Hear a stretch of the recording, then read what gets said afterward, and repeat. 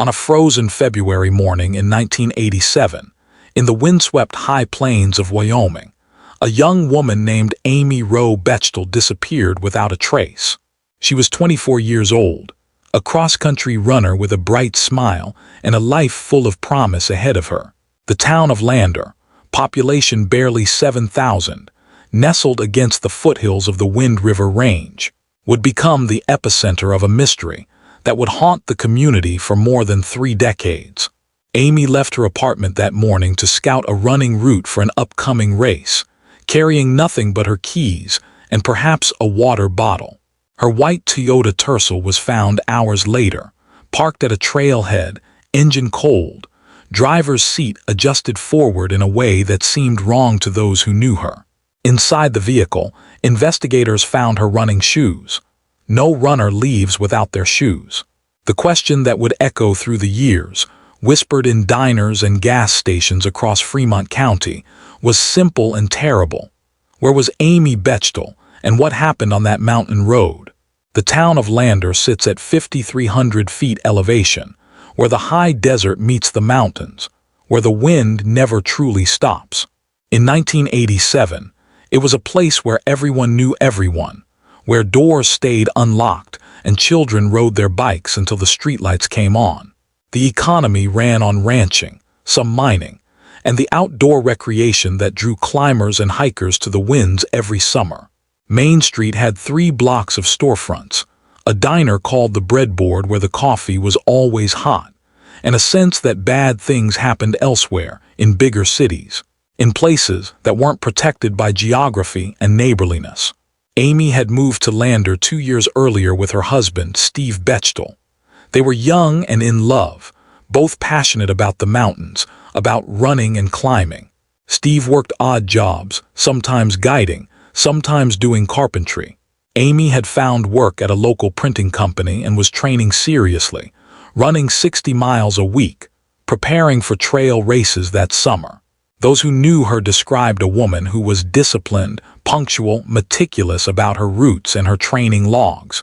She kept a detailed journal. She didn't take unnecessary risks. The morning of July 24, 1997, not 1987 as initially stated, dawned clear and hot.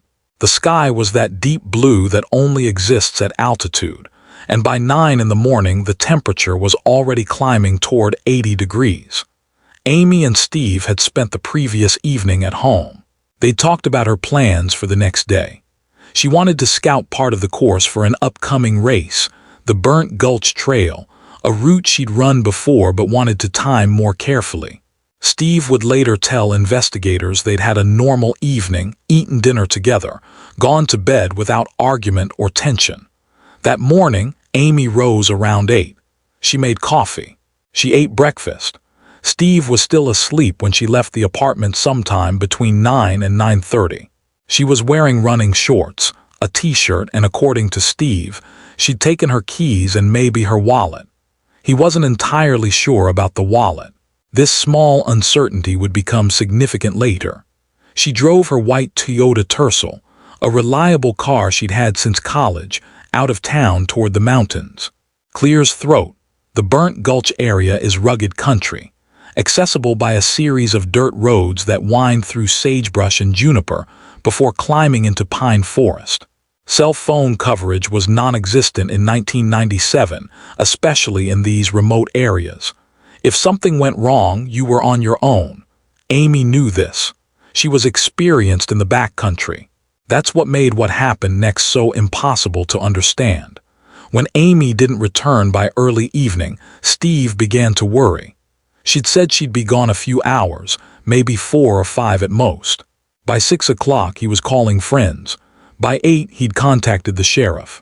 The first deputies arrived at the couple's apartment around 9 that evening, took down the description, asked the standard questions. Young woman experienced outdoors, familiar with the area, driving a distinctive white Toyota. They began calling other agencies, putting out bulletins, organizing what would become by morning a massive search effort. Amy's car was found the next day, July 25th, parked at a trailhead off Burnt Gulch Road. The vehicle was locked. Inside, investigators found her running shoes on the floor of the passenger side. They found a Gatorade bottle half full. They found no signs of struggle, no blood, nothing disturbed. The driver's seat was adjusted forward, closer to the pedals than Amy, who was 5'6", would normally have positioned it. This detail bothered the lead investigator, a veteran deputy named Gerald Decker who'd worked in Fremont County for 20 years. In his notes he wrote, "Seat position inconsistent with registered owner's height, suggests vehicle driven by someone shorter or after incident occurred." The search expanded rapidly. Within 48 hours, more than 200 volunteers were combing the mountains. Search and rescue teams from across Wyoming converged on Lander. Helicopters flew grid patterns over the wilderness. Bloodhounds were brought in, given Amy's scent from clothing at her apartment, and they tracked north from the vehicle into dense forest before losing the trail at a creek bed. The dogs circled, confused, unable to pick up the scent again on either bank. The media arrived. Television crews from Denver and Salt Lake City set up in Lander, broadcasting live shots with the Wind River peaks as backdrop. Amy's face appeared on the evening news across the mountain west. Missing person posters went up in every gas station, grocery store, and post office within 100 miles. The community organized search parties that went out daily for weeks. Local restaurants donated food. Hotels gave free rooms to out-of-town volunteers. The crisis brought people together in the way that small towns can mobilize when one of their own is threatened. But as the days passed without any trace of Amy, questions began to emerge. Quiet questions at first, spoken carefully among investigators and close friends. Steve Bechtel's behavior struck some as unusual. He participated in searches but seemed oddly detached, mechanical. Those who knew him said he was simply in shock, processing grief in his own way.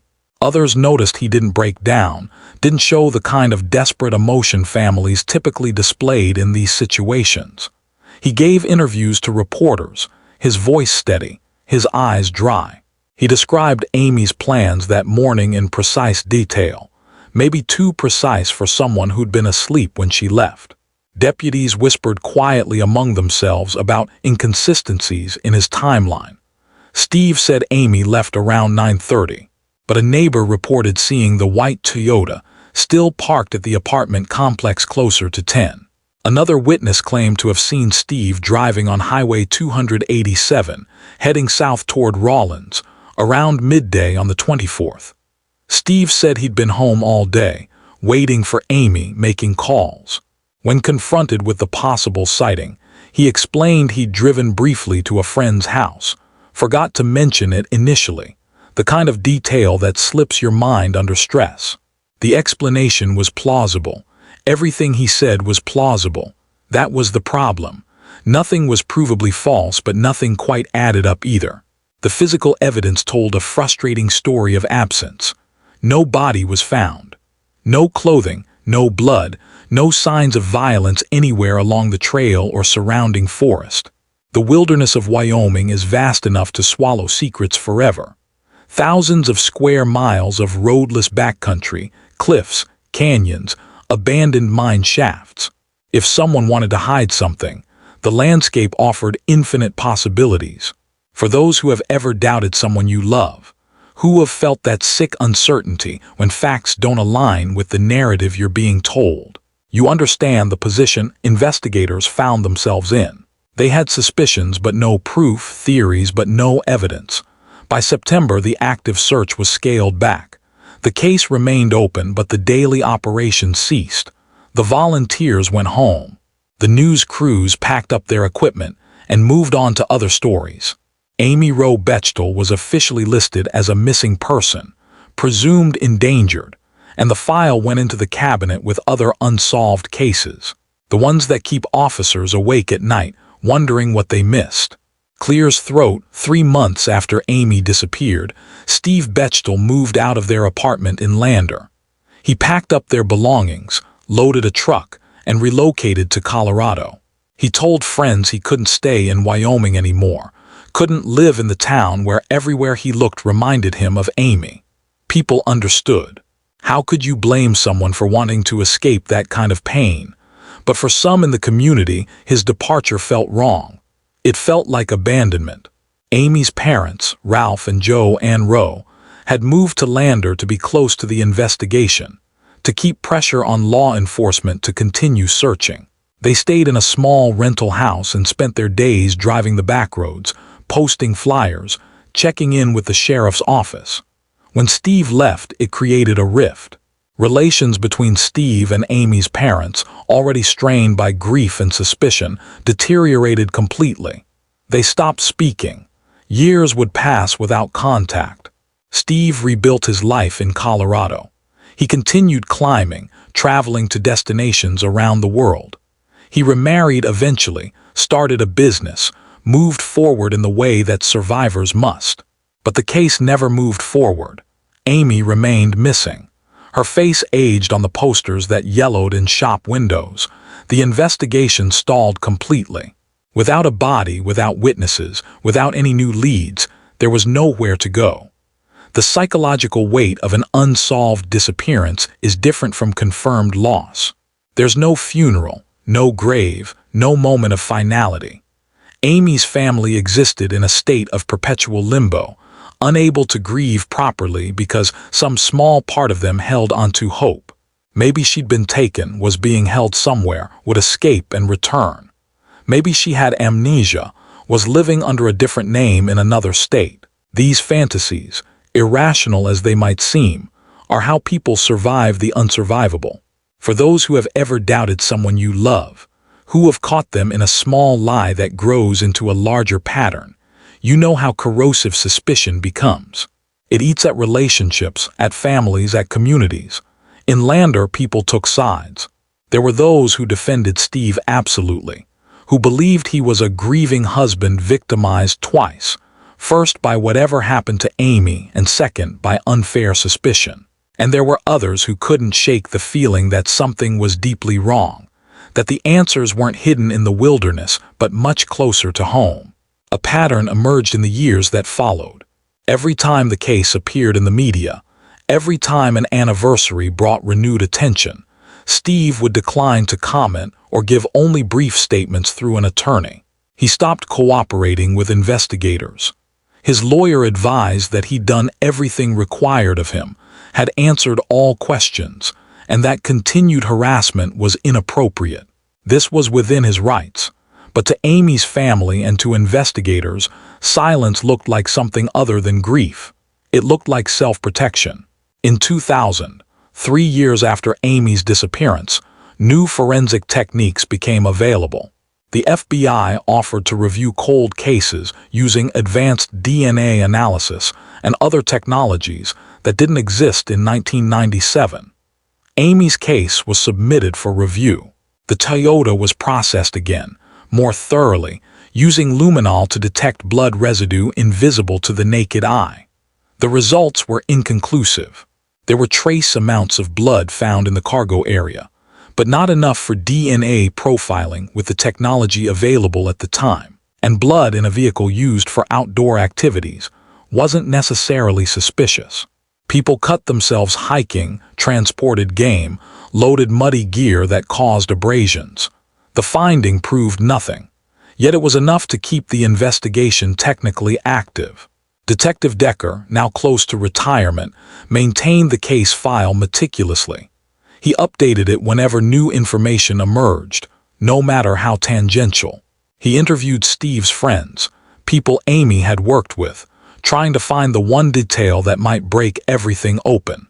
He reviewed the timeline obsessively, drove the routes himself, timed how long it took to get from the apartment to Burnt Gulch, from Burnt Gulch to various locations where Steve claimed to have been that day. In his private notes, never shared publicly but later revealed after his death, Decker wrote, "The husband knows more than he's saying. Whether that makes him responsible or simply aware of something he's afraid to reveal, I cannot determine. But I have worked enough of these cases to trust my instincts, and my instincts tell me this man is hiding something significant."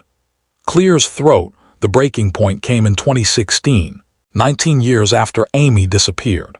By then, the case had largely faded from public consciousness.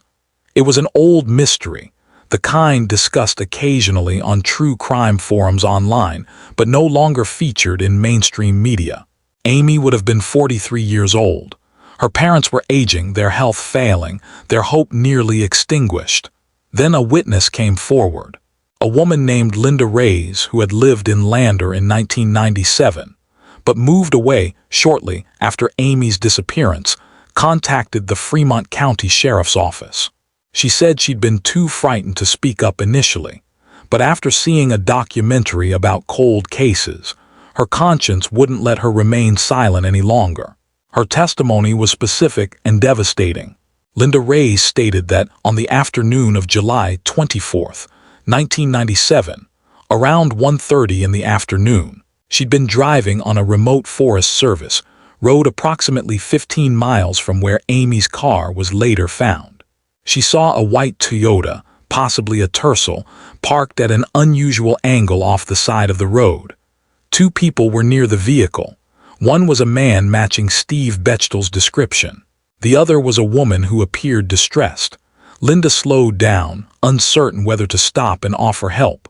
The man waved her on, indicating everything was fine. She drove past. The image had haunted her for nearly 2 decades. Why hadn't she reported this in 1997?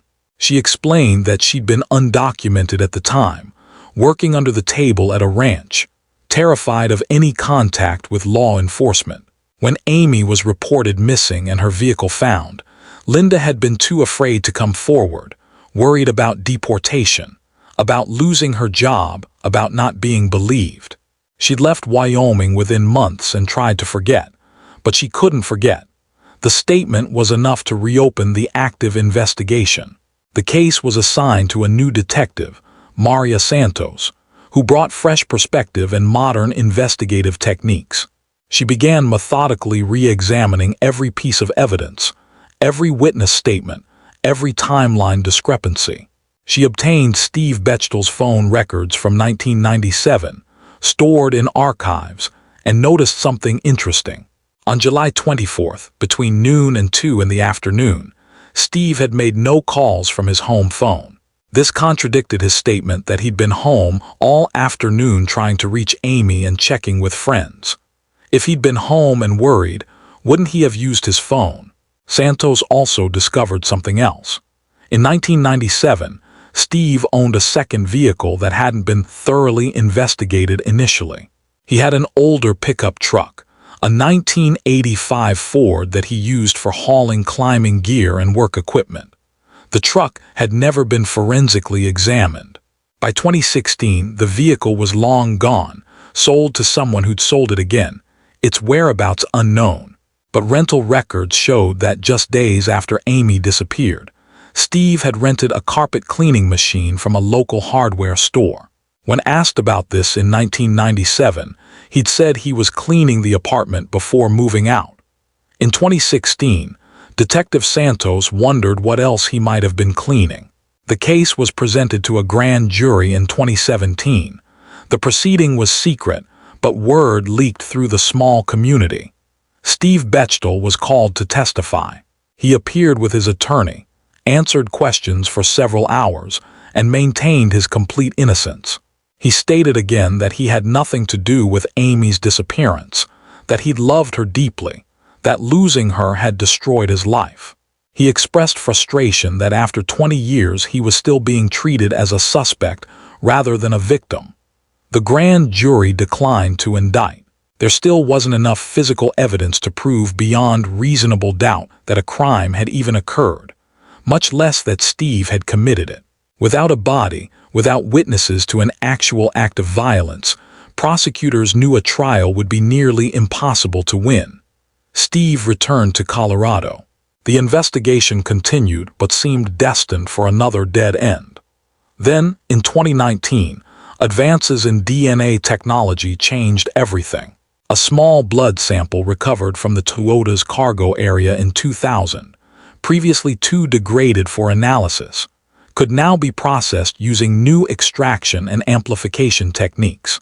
The sample was sent to a private forensics laboratory that specialized in cold cases. The results came back in March 2020, just as the world was shutting down for a pandemic that would complicate everything. The blood was Amy's. That alone didn't prove anything. It was her vehicle. But the concentration and pattern suggested more than a minor injury. Forensic analysts determined the blood had likely come from a significant wound, possibly head trauma, and had been partially cleaned. Chemical residue consistent with bleach was detected in the same area. Someone had tried to remove evidence from that vehicle. Clear's throat. Detective Santos began building a new case.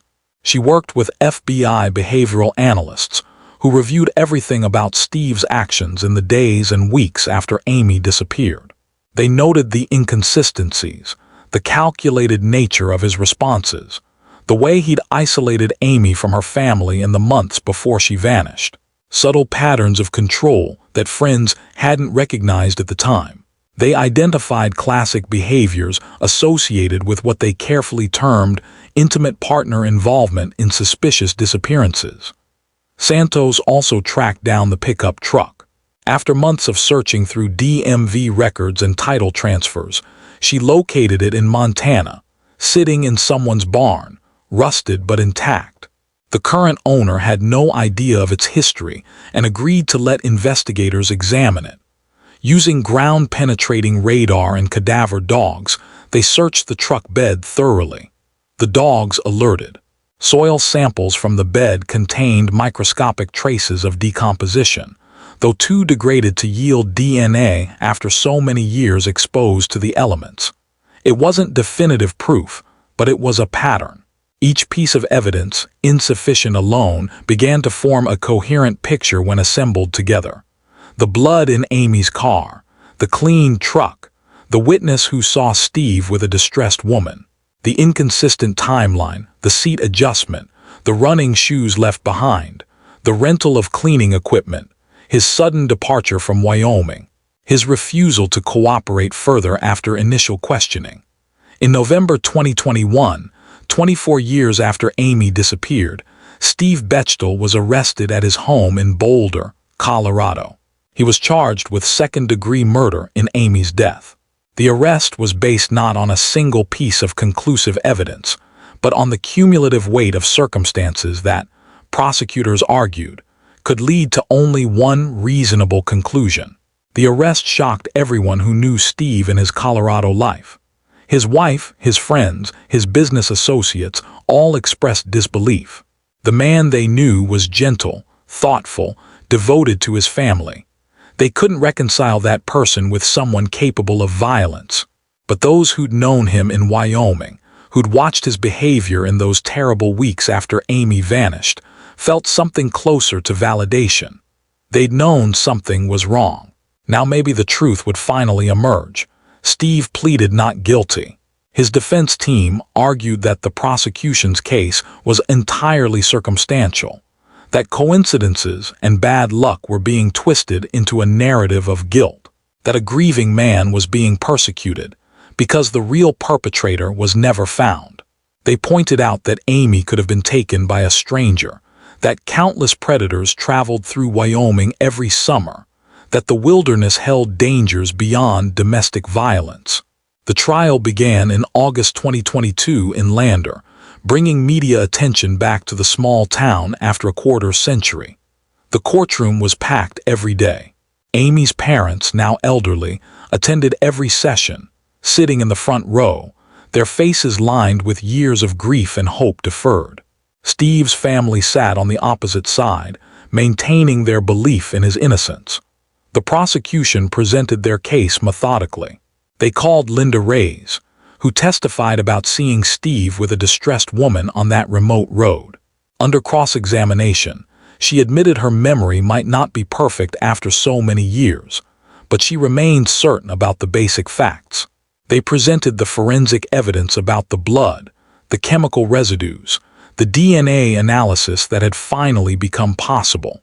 They showed the jury the timeline inconsistencies, played recordings of Steve's interviews where his story shifted subtly between tellings.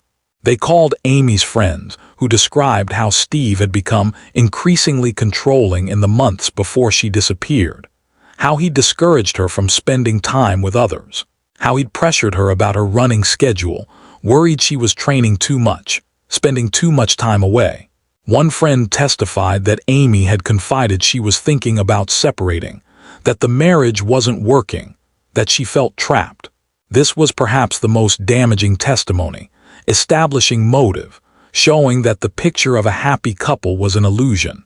The defense countered that marriages have difficulties, that normal relationship tensions don't equal murder, that Amy's concern about the marriage proved nothing. They emphasized the lack of direct evidence, the absence of a body, the fact that no one had witnessed actual violence. They suggested that Amy might have been abducted by someone else after Steve saw her that morning, that the blood in her car could have been from a prior injury she hadn't mentioned, that the seat adjustment could have been made by investigators or tow truck operators. They portrayed Steve as a man victimized twice, first by whatever unknown tragedy took his wife, and then by an investigation desperate to close an unsolvable case. Clear's throat, the jury deliberated for 3 days. On September 16, 2022, they returned a verdict, guilty of second-degree murder. Steve Bechtel showed no emotion as the verdict was read. His family wept quietly. Amy's parents embraced, collapsing into each other with the release of 25 years of tension. Outside the courthouse, Detective Santos spoke briefly to reporters. She said, "This case has haunted our department for a quarter century. While we may never recover Amy's remains, we believe justice has finally been served." Steve was sentenced to 20 years to life in prison. His attorneys immediately filed appeals based on the circumstantial nature of the evidence and the prejudicial impact of testimony about marital difficulties. Those appeals are still pending as of now. Steve maintains his innocence from prison. He has given no indication he will ever provide information about what happened to Amy or where her remains might be. Amy's parents established a memorial fund in her name that provides scholarships for young women athletes in Wyoming. They continue to search, occasionally traveling to remote areas based on tips or their own intuition, hoping to bring their daughter home. The white Toyota Tercel that Amy drove that last morning still sits in an evidence warehouse, a metal tomb containing secrets it will never fully reveal. The case remains technically unsolved in one crucial way. Amy Roe Bechtel's body has never been found. The wilderness of Wyoming keeps that final secret. But for investigators, for Amy's family, for the community that never forgot her, the conviction represents a form of closure, incomplete but meaningful. They believe they know what happened on that July morning in 1997, even if they cannot prove every detail, even if the mountains will not give up what they've hidden. For those who have ever doubted someone you love, this case serves as a reminder that our instincts about people, our sense that something isn't right, often prove more reliable than we want to believe. That the person who appears most normal, most cooperative, most grieved, may be the one with the most to hide. That justice, even when delayed by decades, even when based on fragments and forensics and the patient work of investigators who refuse to forget, still matters, still means something to those left behind. The story of Amy Roe Bechtel is ultimately about persistence, the persistence of memory in a small town that never stopped looking, the persistence of investigators who kept working a case long after headlines faded, the persistence of parents who refused to accept that their daughter could simply vanish without consequence, and perhaps most significantly, the persistence of truth which has a way of emerging eventually, no matter how carefully it's been buried, no matter how many years pass, no matter how vast the wilderness that's meant to keep it hidden. If this story mattered to you, subscribe and hit the bell. Share the episode. Someone somewhere may still be waiting to be heard.